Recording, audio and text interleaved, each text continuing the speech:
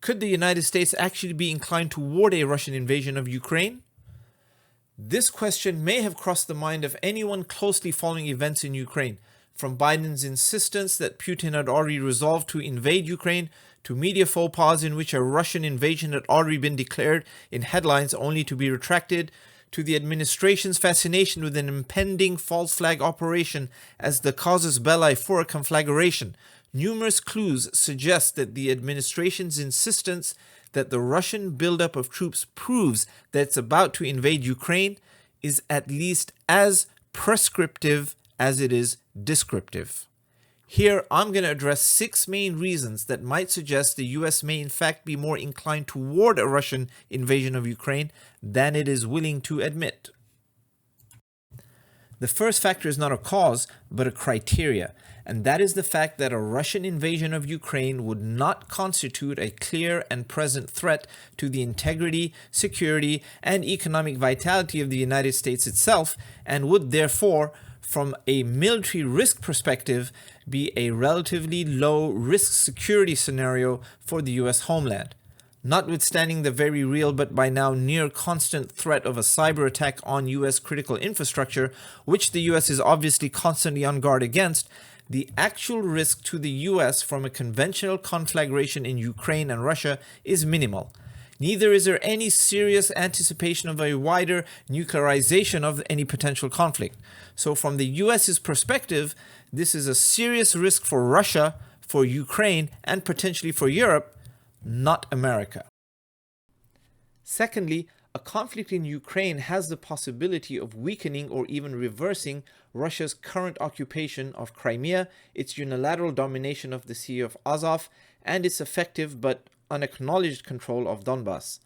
The crisis, particularly if it escalates, will once again place the occupation at the center of bilateral diplomacy, which has largely moved on, effectively acknowledging Russia's domination of these occupied territories.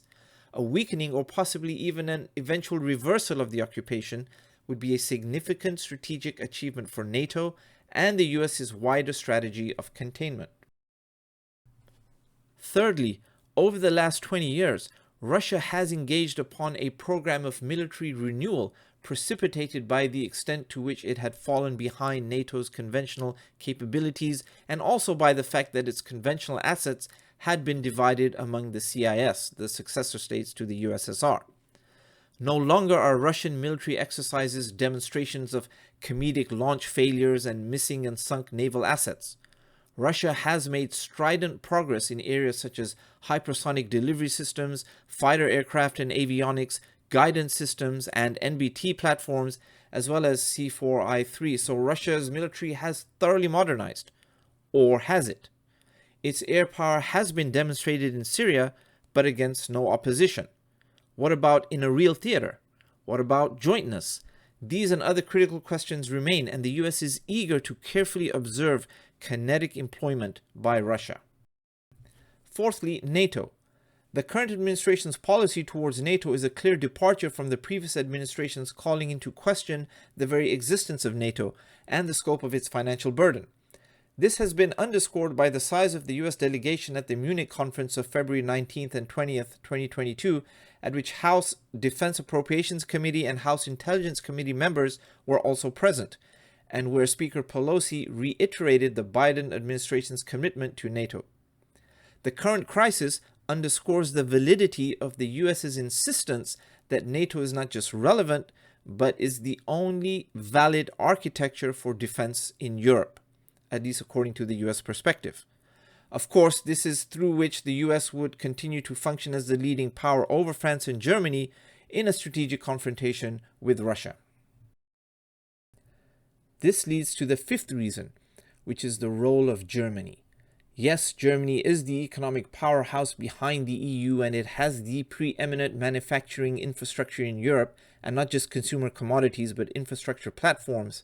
And yes, it is the source of high-tech innovation, but can it emerge as a leading power with a first-rate military to challenge the US's domination of Western Europe through NATO?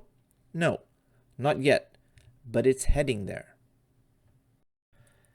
Keen observers will know that Germany has rather expertly shielded its military industry behind a kaleidoscope of companies and joint ventures with French concerns such as Dassault and Tal, and that it focuses its military industry on innovation in critical areas such as avionics, power plants or engines, and nuclear technology, even though it has shut down 32 of its 35 nuclear reactors, which were providing some of the cheapest electricity wholesale prices anywhere.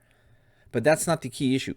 Rather, it's the fact that Germany has managed to acquire direct operational control of military units around Europe's periphery, such as Romania's 81st Mechanized Brigade, such as the Czech Republic's 4th Rapid Deployment Brigade, such as 2 Dutch brigades, one of which was actually integrated into Germany's 1st Armored.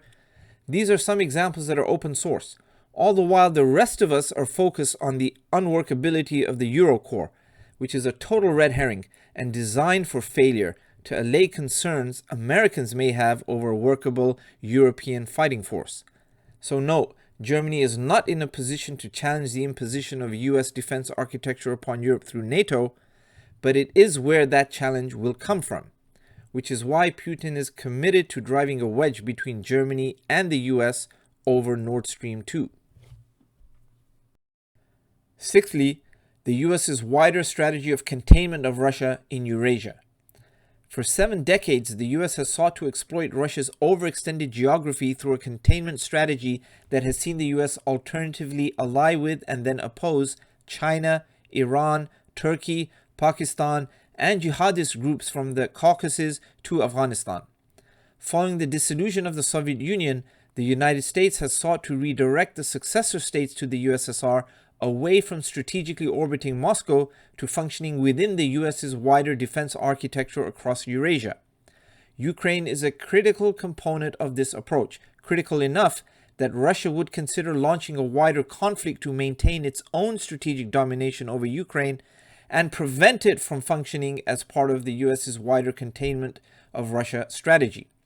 By the same token, the United States is willing to see the role of Ukraine consolidated within the US's wider strategy of containment through a conflict in which the cost of redirecting Ukraine's strategic orientation towards Moscow would be prohibitive for Russia and likely unsustainable, leaving the US's NATO architecture as the dominant one.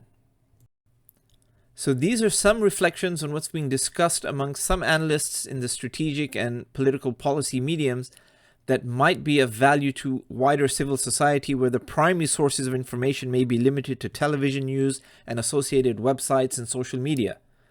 If you find this perspective interesting, please consider liking and subscribing. Thank you.